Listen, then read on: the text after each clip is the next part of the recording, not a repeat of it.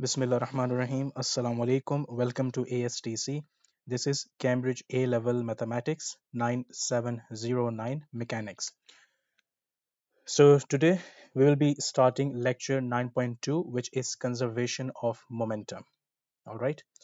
Now, in our previous video, we started with the introduction to momentum. We studied that momentum is the property of an object that makes it harder to stop, and it is calculated by mass into velocity. Then we also studied that if I want to calculate the change in momentum, then it can be calculated by final momentum minus initial momentum. So in short, we can say that change in momentum is equal to m into v minus u. All right. Okay, so now we will start with the conservation of momentum. Newton's third law states that when two bodies collide, each one exerts an equal and opposite force on the other. So when two bodies collide with each other, then both of them exert equal and opposite forces on each other. As they're in contact for the same amount of time, they will also exert an equal and opposite impulse upon each other. So what was impulse? We studied that impulse was either an increase in momentum or a decrease in momentum. So impulse is equal to change in momentum. All right. But however, I also mentioned that calculations related to impulse are not part of your syllabus. Okay. All right. Conservation of momentum. If no external forces act upon the system, when two objects collide, the changes of momentum of each body are equal and opposite in direction, and they therefore will cancel each other out, and the momentum of the system as a whole remains the same. So, what do we mean by that? Let's say that there are two objects, okay, which are moving in the same direction. Okay, so we have m1 and we have m2. All right, so let's say that once they collide with each other, so this is their initial velocity, so they're traveling towards the right, and after collision they're also traveling towards right with another velocity. So the total momentum before impact is equal to total momentum after impact. Now this mass is going to have this much momentum. You see, m1 multiplied by u1, that tells us the initial momentum of object m1. All right, and we are going to add this with m2 times u2. So both of these combined will give us the initial momentum, and the sum of that will be total momentum before impact. Now, if I want to calculate the momentum after impact, so I have to calculate the momentum for each of these objects. So for M1, this will be M1 times V1 plus M2 times V2. Okay, and that is exactly what's written here. Okay, so you can pause the video, take a good look at what the formula is. Okay, and then you can continue. So this is what we call the principle of conservation of momentum. Okay, that total initial momentum is equal to total final momentum. But this is only true if there are no external forces acting upon the system. Okay. Now there are different types of collisions that you can imagine. Okay, so for example, let's say that in this scenario, an object A is traveling towards an object B which is at rest. Okay, so the only moving object is A, and this is before collision. Now when I'm giving you this example, you can picture a scenario of, maybe for example, you can say a snooker game. Okay, so you have a white ball which is called the cue ball, right? So you hit the cue ball, and then you have, let's say you have a red ball. Okay, now that red ball can be at rest or it can be moving, but right now we are considering the situation where the red ball is at rest. Okay, now what happens as A collides with B? There could be three scenarios that could happen. Okay, so consider all three scenarios one by one. Either both of them will coalesce and start moving together with the same velocity v meters per second. Okay, coalesce basically means that they are now joined. Okay, they are now joined, they are now combined, and they're traveling all together in a single direction. So that could be one of the scenarios. Another scenario could be that when you hit the white ball towards the red ball, the white ball comes to rest and the red ball moves forward. Okay, that can also happen. And another scenario is that as soon as ball A hits ball B, they will ball A will rebound. Rebound means it's now moving in the opposite direction to its initial motion. So initially it was moving towards the right.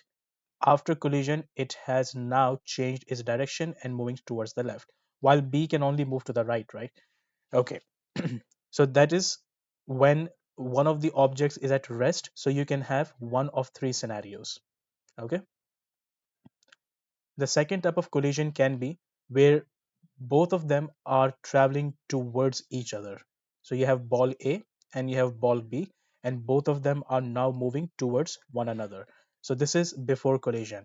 Now, after the collision, there could be five different scenarios that can take place. Okay, now let's see. Scenario one could be they will coalesce. Okay, so they will coalesce and then they will move to the right hand side. All right, because remember, they're moving towards one another. So one of the outcomes can be that now they start moving together to on the right hand side. The second scenario can be that they coalesce and start moving on the left hand side. Okay. Third scenario can be that after collision, A comes to rest and B moves to the right. The fourth scenario can be the opposite of this, that A starts moving in the opposite direction, whereas B comes to rest. The final scenario could be that we know that before collision, they are moving towards one another. After collision, they both can rebound from each other. So they can move in the opposite directions to each other. Okay, so let me zoom out a bit. So now you can take a look at all of these possibilities. So we have three possibilities when one of the objects is at rest and another object is moving towards it. So there could be three outcomes. And if you talk about the case where both the balls or both the objects are moving towards one another, then in that case, you can have five different scenarios. All right. So that was just an overview of the different scenarios that we can encounter throughout this chapter. Okay. So let's get started now. When two bodies are in contact, according to Newton's third law, they exert equal and opposite forces. Okay, so the forces will have the same magnitude, however, their directions will be opposite. Whether the bodies are in contact for a long or a short time, the time that each is in contact with the other is the same. Hence, if no external forces act on the bodies, the change in momentum of each must be equal and opposite. So two bodies in contact can be said to exert equal and opposite impulses on each other. Actually the same what we studied earlier at the beginning of this video. So consider bodies A and B of masses ma and mb which collide. Suppose their velocities before impact are ua and ub, and after impact are va and vb. Okay, now look, you might think that okay, we have already gone through this example in the previous slide, right, over here, so why am I repeating this? Because repetition can actually stick better in mind, right? So if I explain the same concept now from a different point of view, okay, or from a different angle, so it will stick better. Okay, you'll remember the concept in a much better way. So now here, what here he has done here is the change in momentum of A is MAVA, which is the final momentum, minus MAUA, which is the initial momentum. So now here we are only talking about one object, and this is how we are working out its change in momentum. Then the change in momentum of B is MBVB, which is the final momentum of B, minus MBUB, which is the initial momentum of B.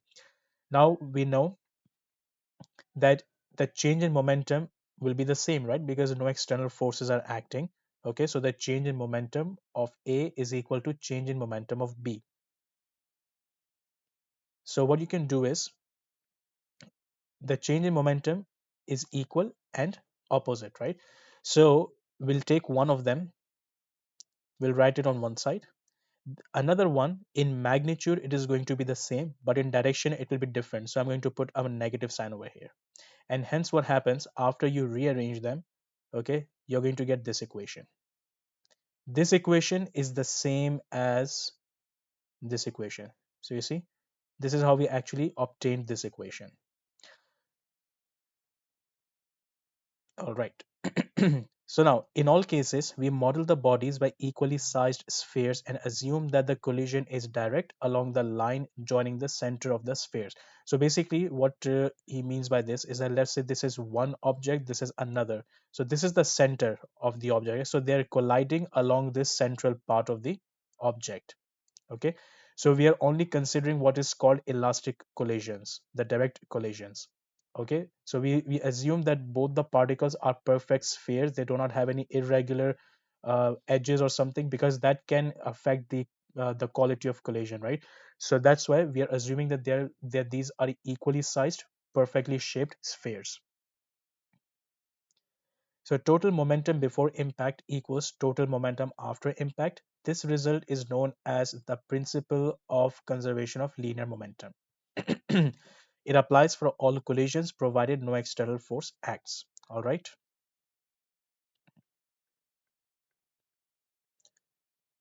Okay, so let's take a look at this question. All right, before that, there's something else on this right hand side. Collisions. In an experiment to investigate car design, two vehicles were made to collide head on. How would you investigate this situation? What is the relationship between the change in momentum of the van and that of the car? So here we know that this is a van which is traveling at 10 meters per second, okay, and it has a mass of 2500 kg. Then we have a car who's traveling at 20 meters per second and has a mass of 1000 kg. The direction defined to be positive is the right hand side. Okay, so that basically means that this velocity is positive, this will be minus 20. But here they have only written the magnitude because we are talking about speed over here. All right, so again, from here to here, this is exactly the same thing that we have discussed above.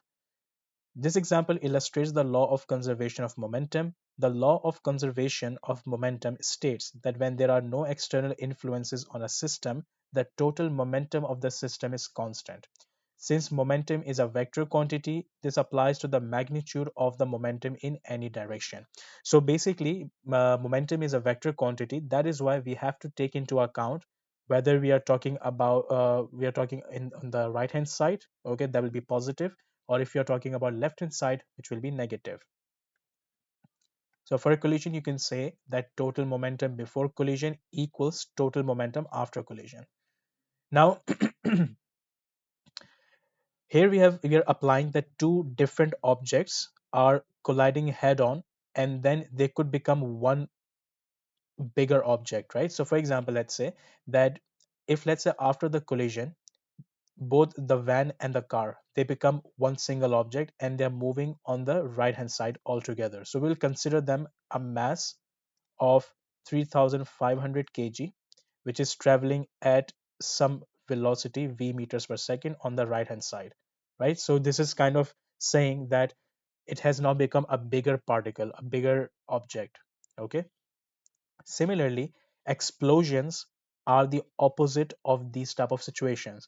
In an explosion, you have a big object, and after explosion takes place, you can have two smaller objects which are moving opposite to each other.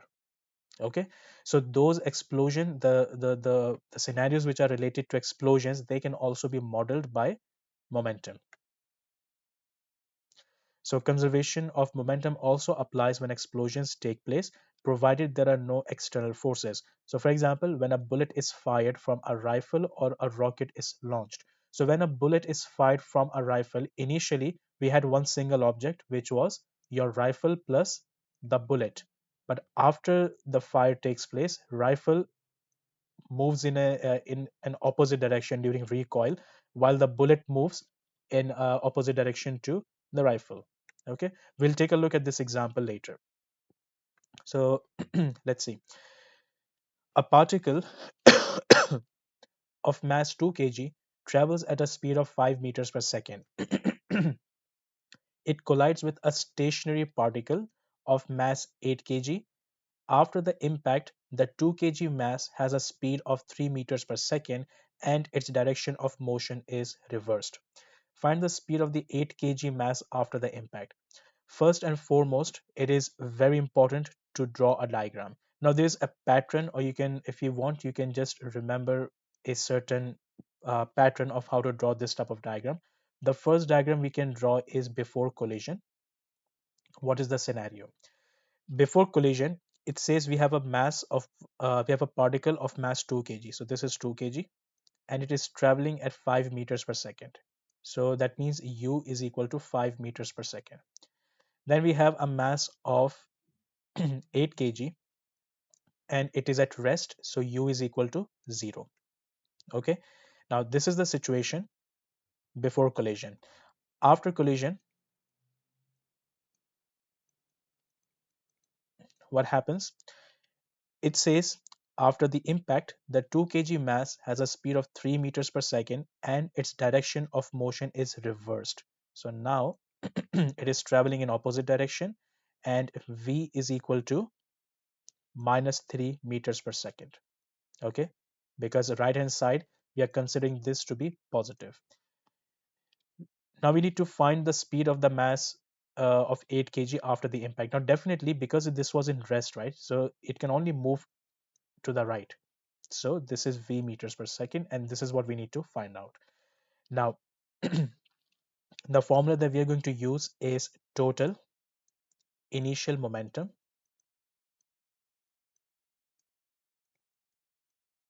is equal to total final momentum.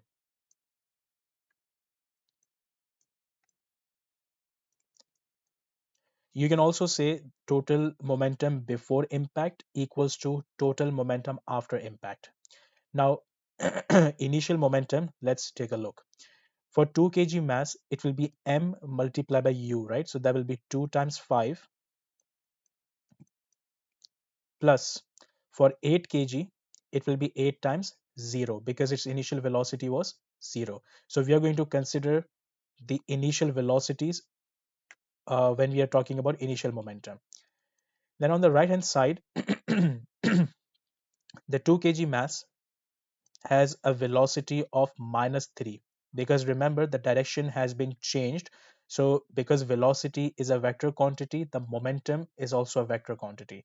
So we have to take into account the direction plus 8 times v. So 8 times 0, that cancels. 2 times 5, so we're going to get 10 is equal to minus 6 plus 8v. 6 goes to the other side, becomes 16. 8 is divided. 16 divided by 8, you get 2. So v is equal to 2 meters per second. And the fact that the value of 2 is positive, and we took the right hand side to be positive, this also proves that why this object is going to move on the towards the right hand side.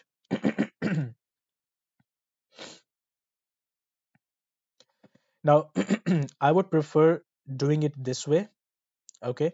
But if you are comfortable doing them separately, that you want to work out the momentum before collision separately, so which is this one, right? 2 times 5, 2 times 5 plus 8 times 0, 8 times 0, and then they have worked this out as 10. Later on, they worked out momentum after collision. That will be in terms of v, and then you equate both of them. So it's up to you which method you prefer, but I personally prefer this method because it saves time, and also you can immediately see that what is the unknown variable. All right. Example number 4. Two particles A and B of masses 2 kg and 3 kg respectively are moving towards each other in the same straight line with the speeds u meters per second and 2u meters per second respectively. The two particles collide and coalesce. Okay, now you have to be familiar with this word. Okay, why? Because this word is often used in past papers as well. So that's why coalesce basically means that now they have joined together and they are now moving with the same single velocity. They continue to move in the initial direction of B before the impact at a speed of 4 meters per second. Calculate U. Okay. First of all, this is our diagram. Okay. So you can see before collision, A was moving with a velocity of u and B was moving towards A with a velocity of 2u. It says that after the collision, it is now moving in the direction in which B was traveling. So that will be towards left hand side. Now you can see the majority of your movement is to the left, right? So what you can do is you can take left hand side to be positive. All right. So that's what you can do. But if you still want to use right hand side to be positive, that's up to you. All right. So total initial momentum equals total final momentum. So initial momentum will be m times u. That will be 2u. Okay. Sorry. Since this is negative, right? Oh, sorry. This is positive. So here we can say that u is going to be negative. So I'm going to write minus 2u. Okay. Plus 3 times 2u. So that was your initial momentum equals to now A plus B. Now, because they have now combined, the mass is going to be their combined mass. That will be 5 multiplied by 4 meters per second. Oh, I think this is unknown, right? Is it? No, this one has been given to you. 4 meters per second. All right. So since this is also moving to the left and we have taken left as positive, so that will be 5 times 4. So now we have minus 2u plus 6u equals to 20. This becomes 4u equals to 20. So u is equal to 20 divided by 4, which is equal to 5. So you get u equals to 5 meters per second. All right. Example 5. A lorry of mass 3 tons is moving at a constant speed of 4 meters per second when it collides with another lorry of mass 5 tons moving at a speed of 2 meters per second in the same direction. The speed of the 5-ton truck is increased to 5 meters per second by the collision. Show that the speed of the 3-ton lorry is 1 meters per second after the collision and find its direction of motion. Okay, so let us first sketch. Okay, this is before collision. You have a 3-ton truck moving at a velocity of 4 to the right. You have a 5-ton truck which is moving in the same direction, so that will be also to the right. And the initial velocity of this truck is 2. Now, because your mass is given in tons, you have to convert this into kilograms. Okay, so during your calculation, because remember the unit of momentum is kilogram meters per second. So therefore your mass must be in kilograms, your speed must be in meters per second. So that is to tell you that if, let's say, speed was given in kilometers per hour, you have to convert it back into meters per second. All right. After the collision, what happens? They continue moving in the same direction. Okay. However, their velocities have not changed, and you need to find out what is the velocity of the 3-ton truck. So total initial momentum equals total final momentum. So we're going to write this down as 4 multiplied by 3000.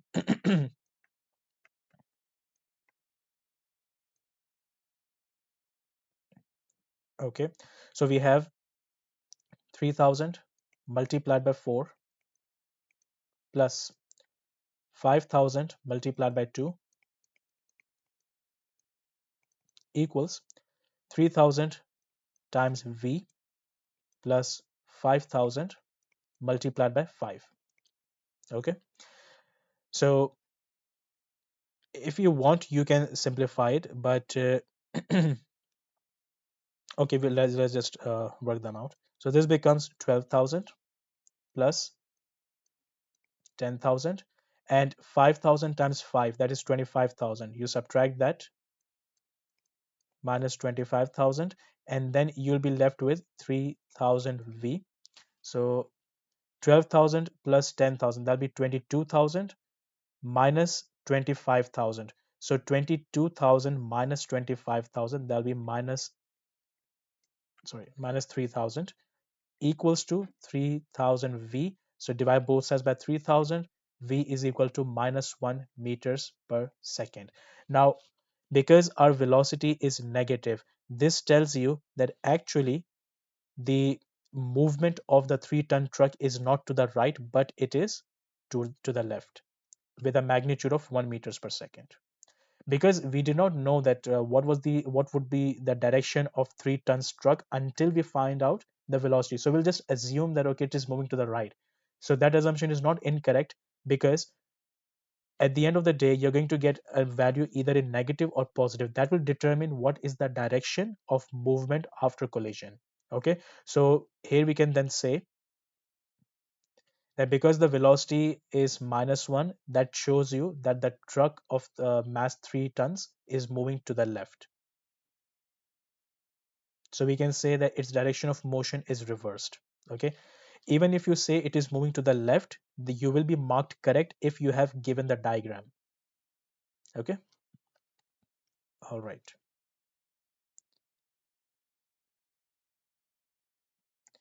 So if there's anything, you can read these notes. All right, so they just give you some hints of where students can go wrong and how to avoid that.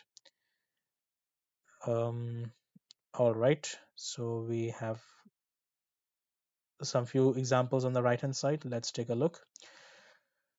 The two vehicles in the previous discussion collide head on, and as a result, the van comes to rest. Okay, draw diagrams showing the situation before and after the collision. Okay, so this is the diagram. Here, the velocity is 10 meters per second, and the mass is 2500 kg. The car's mass is 1000 kg, and velocity is 20. It says the van was at rest after collision, so that means its velocity is now 0. And we need to find out that what is the velocity of the car. Find the final velocity of the car. So again, here we can say that this is the initial momentum of the van. So 2500 times 10 plus 1000 times minus 20, because they are moving in opposite direction, equals to 2500 times 0, because the velocity is 0, plus 1000 V. You simplified, you will get 5 meters per second. The final velocity of the car is 5 meters per second in the positive direction. Positive direction means we took right hand side to be positive. So the motion of the car has now reversed. Okay, it's now moving to the right. Then it says find the kinetic energy lost. Now this is the second type of calculation that you usually get in questions related to momentum. You have to find out that how much kinetic energy was lost. Okay, now for this purpose we can find out what was the total initial kinetic energy. Total initial kinetic energy will be the kinetic energy of the van before collision plus the kinetic energy of the car before collision. So that will be total kinetic energy. After the impact, we will work out the total kinetic energy of the van after impact plus the total kinetic energy of the car after impact, right? And then you can work out the difference. So that will give you that how much change in kinetic energy was produced. So the total kinetic energy is half mv squared. So this is the initial velocity of the van, and then this is the initial velocity of the car. So that will be 325,000 joules. Total final kinetic energy is 12,500 joules. Okay. Now, loss in kinetic energy will be the difference of these two values. Now, understand one concept here very clearly. If you're trying to work out the change in kinetic energy, so that will be kinetic energy final minus kinetic energy initial, right? So final kinetic energy will be 12,500 minus 325,000. So that will give you a negative value of 312,500 joules. So this negative value tells us that there has been a loss in kinetic energy. So because if I'm saying the change in kinetic energy, so that will be a negative value. So I can only give the magnitude by saying therefore loss in kinetic energy is equal to 312500 joules. So that kind of removes the negative sign from your value because you've already taken that into account when you said that there has been a loss in kinetic energy. Okay. All right. Next example is in an experiment on lorry bumper design, the Transport Research Laboratory arranged for a car and a lorry of masses 1 and 3.5 tons to travel towards each other, both with speed 9 meters per second. After colliding, both vehicles moved together. What was their combined velocity after the collision? So they moved together means that they have coalesced. Okay, and now it says what was their combined velocity after the collision. Now they did not specify are they moving to the right or are they moving to the left. So if I take right hand side to be positive, then depending on what final velocity value I'm going to get and what will be the sign with it, that's how I can determine in which direction will their combined mass be traveling. Okay, so the situation before the collision is illustrated in figure 10.4. So you can see this is your car moving at 9 meters per second. This is your truck or lorry moving at 9 meters per second in opposite directions towards each other. Now, definitely what you can see, because these velocities are the same, okay, and this one has a greater mass. So that means the van is going to actually push it to the left. So that means my final velocity is going to be of a negative value if I have taken right to be positive. But let's just say that I am taking right to be positive, and at this point I don't know. So I'm just going to rely on my calculations. So first we will work out the total initial momentum of both of them. So that will be 1000 times 9 plus 3500 times 9 equals total final momentum, which will be their combined mass multiplied by V. Okay, and also forgot that this one should be minus, right? So 3500 multiplied by minus 9. All right, so once you work out the velocity, you get minus 5 meters per second. Now our right hand side was positive, so if we are getting minus 5, that means that the combined mass moves to the left with a velocity of 5 meters per second.